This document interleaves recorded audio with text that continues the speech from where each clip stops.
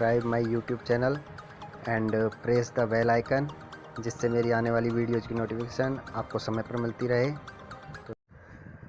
तो आइए फ्रेंड्स, शुरू करते हैं पैसिव वॉइस में आज का टॉपिक, प्रेजेंट परफेक्ट टेंस का एग्जांपल।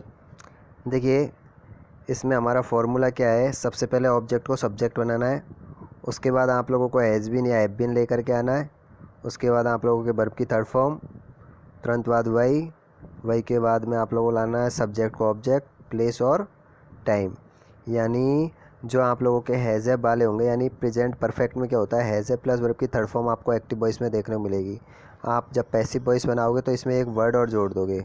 कौन सा वर्ड जोड़ दोगे इसमें? BEEN, यानी हैज़ बीन और हैव बीन हो जाएगा। ठीक है, एग्जाम्पल देखिए इसका। पहला एग्जाम्पल है, I have read this lesson. I have read this lesson. तो देखिए, इसमें हमारा ऑब्जेक्ट क्या है? ऑब्जेक्ट है हमारा दिस लेसन। क्या है हमारा ऑब्जेक्ट? This lesson. तो सबसे पहले इसको आगे लेकर के आएंगे हम, दिस लेसन। फ्रेंड्स, इसमें भी सब्जेक्ट के अनुसार देखिए यहाँ पे हैव लगा हुआ है हेल्पिंग वर्ब, ठीक है, लेकिन आप लोगों को इस ऑब्जेक्ट की वजह से आप लोगों को ये जो हेल्पिंग वर्ब है वो बदल देनी है।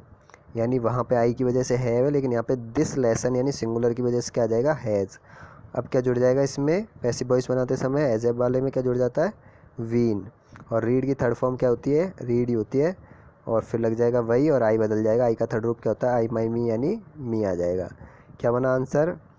This lesson has been read वही मी। देखिए फ्रेंड्स, इसमें आप लोगों को एक बेनिफिट हो जाएगा।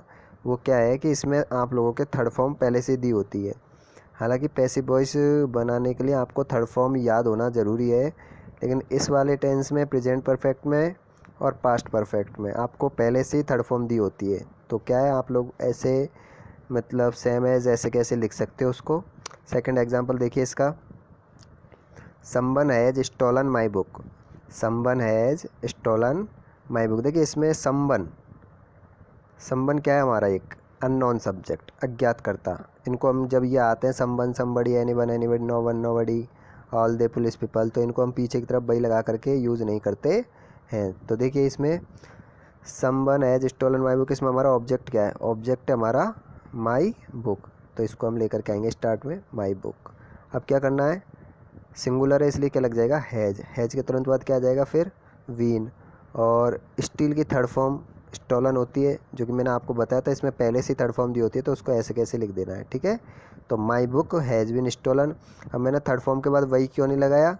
क्योंकि हमारा संबंध जो वर्ड है ये क्या है? हमारा अननोन सब्जेक्ट है, तो हम पीछे इनका यूज़ नहीं करते हैं। तीसरा एग्जाम्पल देखिए, I have lost the keys. I have lost the keys. Lost यानी होता है खोना या खो दी, थर्ड फॉर्म है यहाँ पे। मैंने चाबियाँ खो दी है। तो इसको देखिए, सबसे पहले ऑब्जेक्ट क्या है हमारा? द कीज़, तो हम लिख देंगे द कीज़। उसके बाद देखिए प्लूरल है, बहुवचन है, कीज़, तो इनके साथ क्या लगेगा? हैव लगेगा। हैव के बाद में क्या आ जाएगा? वीन। और थर्ड फॉर्म पहले से दी होती है, लॉस्ट का लॉस्ट लिख दोगे, थर्ड फॉर्म के बाद लगाओगे वही, और आई बदल जाएगा किसमें? मी में। आई माई मी थर्ड फॉर्म हो जाएगी। ठीक है, आगे देखिए, they have declared the result. They have declared the result. तो देखिए हमारा ऑब्जेक्ट क्या है इसमें? The result. ठीक है, द रिजल्ट लिख दिया। उसके बाद देखिए क्या आएगा हमारा? हैज़। सिंगुलर की वजह से हैज़। हैज़ के बाद क्या लग जाएगा? अब वीन। देखिए वहाँ पे दे की वजह से हैव आया, लेकिन यहाँ रिजल्ट की वजह से हैज़ आ जाएगा। हैज़ के बाद में क्या आ जाएगा? वीन। और थर्ड फॉर्म पहले से दी होती है, डिक्लेयर्ड। ठीक है, और उसके बाद क्या आ जाएगा? थर्ड फॉर्म के बाद क्या आता है? वही, और दे बदल जाएगा देम में। देखिए आपका आंसर डिक्लेयर्ड पे भी ख़त्म हो गया है। ठीक है, आप लोगों का आंसर ये भी है कि the result has been declared, यहाँ तक भी है। अगर इसको आगे बढ़ाना चाहते हो तो क्या बनेगा? वही देम। बाकी आप ना लिखो ये वही देम तो ज़्यादा अच्छा है, क्योंकि देखो हम क्या मानते हैं? नॉन सब्जेक्ट मानते हैं। ठीक है, आगे देखिए अब, Ram has pushed the table into the corner. Ram has pushed, pushed यानी क्या होता है? धक्का देना। ठीक है, तो Ram has pushed the table into the corner. इसमें देखिए हमारा ऑब्जेक्ट क्या है? ऑब्जेक्ट है हमारा द टेबल। ठीक है, अब इसमें देखिए आगे, द टेबल सिंगुलर है, क्या लग जाएगा? हैज़। और हैज़ के बाद क्या आ जाएगा? वीन। और उसके बाद थर्ड फॉर्म पहले से दी होती है, पुश, पुश एंड धक्का ने थर्ड फॉर्म बना दोगे पुश्ड। ठीक है, उसके बाद थर्ड फॉर्म के बाद आ जाएगा वही। वही के बाद अपना सब्जेक्ट बन जाएगा ऑब्जेक्ट यानी राम। और उसके बाद शेष वाक्य बच गया हमारा इनटू द कॉर्नर। क्या बना answer? The table has been pushed by Ram into the corner. ठीक है, आगे देखिए अब है हमारा नेगेटिव।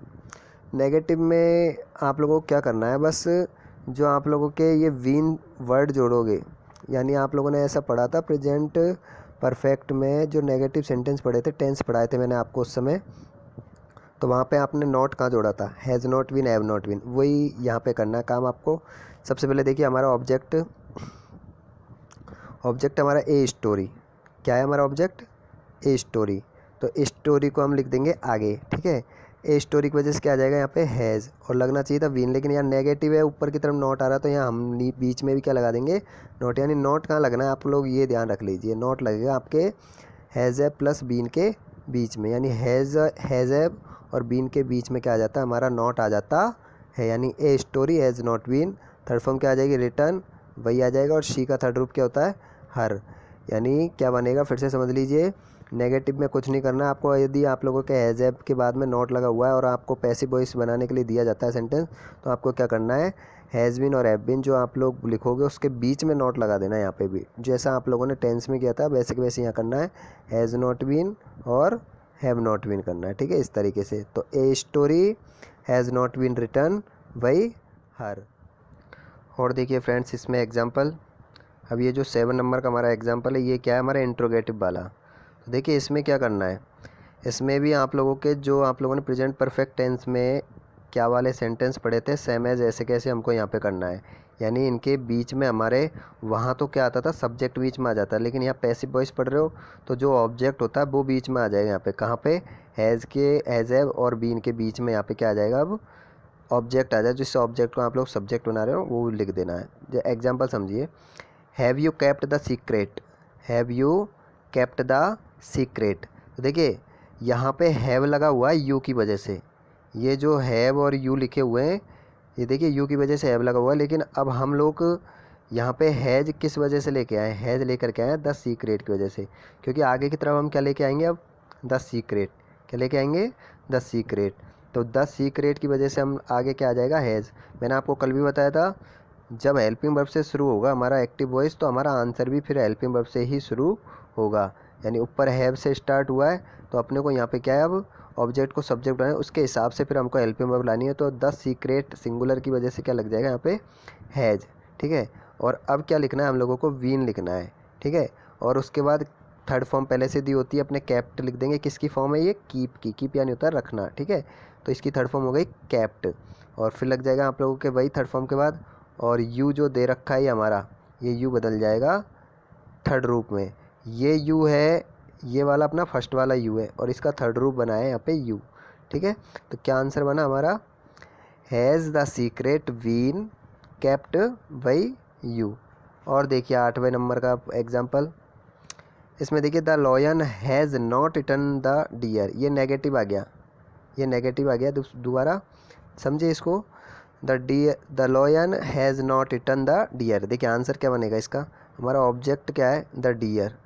ठीक है, अब इसमें ऐसा नहीं है कि स्टार्ट में आप एज लिख दो, इंट्रोगेटिव नहीं है ये हमारा नेगेटिव है सिंपल वाला। तो देखिए इसमें ऑब्जेक्ट क्या हमारा, द डियर, इसको लिख देंगे आगे।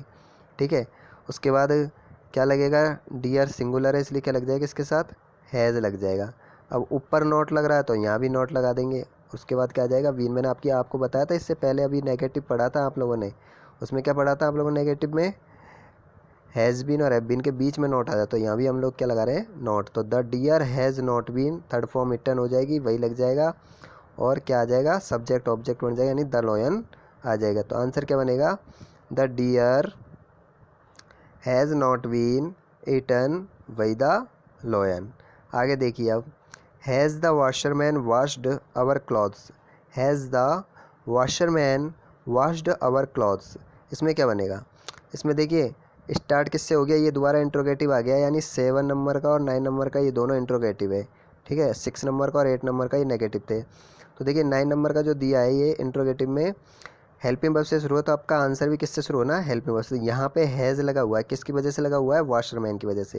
लेकिन अब हमारा ऑब्जेक्ट हम सब्जेक्ट बना रहे हैं, तो ऑब्जेक्ट क्या था हमारा, अवर क्लॉथ्स। क्या था हमारा ऑब्जेक्ट, अवर क्लॉथ्स। तो अवर क्लॉथ्स की वजह से क्या आएगा फिर, अब हैज़ नहीं आएगा, क्लॉथ्स प्लूरल है, क्या लगेगा इसके साथ, हैव। तो हैव आवर क्लॉथ्स अब क्या आ जाएगा, बीन। ठीक है, थर्ड फॉर्म वाश्ड होती है वही लग जाएगा, और आगे का सब्जेक्ट क्या है, द वाशरमैन, तो वो आ जाएगा पीछे। क्या आंसर बनेगा हमारा, have our clothes been washed by the washerman. फिर से समझ लीजिए इसको, इसमें क्या किया है, हैज़ यानी हेल्पिंग वर्ब से शुरू हुआ है, तो हमारा आंसर भी हेल्पिंग वर्ब से शुरू करना है, लेकिन हमारा यहाँ पे ऑब्जेक्ट है आवर क्लॉथ्स, तो आवर क्लॉथ्स को हम लोग आगे ले आएंगे, लेकिन उससे पहले हमको हेल्पिंग वर्ब लगाना है। तो आवर क्लॉथ्स की वजह से हेल्पिंग वर्ब कौन सी आती है, हैव। ठीक है, प्लूरल है इस वजह से हैव लगेगा। उसके बाद आप लोगों को लेकर आना है बीन। ठीक है, हैव के बाद आवर क्लॉथ्स ऑब्जेक्ट को सब्जेक्ट बना दिया। उसके बाद क्या आ जाएगा हमारा, बीन। उसके बाद वर्ब की थर्ड फॉर्म वही, और उसके बाद आ जाएगा सब्जेक्ट को ऑब्जेक्ट यानी वाशरमैन आ जाएगा पीछे की तरफ। ठीक है ना, इस तरीके से सेंटेंस बनाते हैं। अब कल के टॉपिक में हम लोग पढ़ेंगे पास्ट इंडिफिनिट का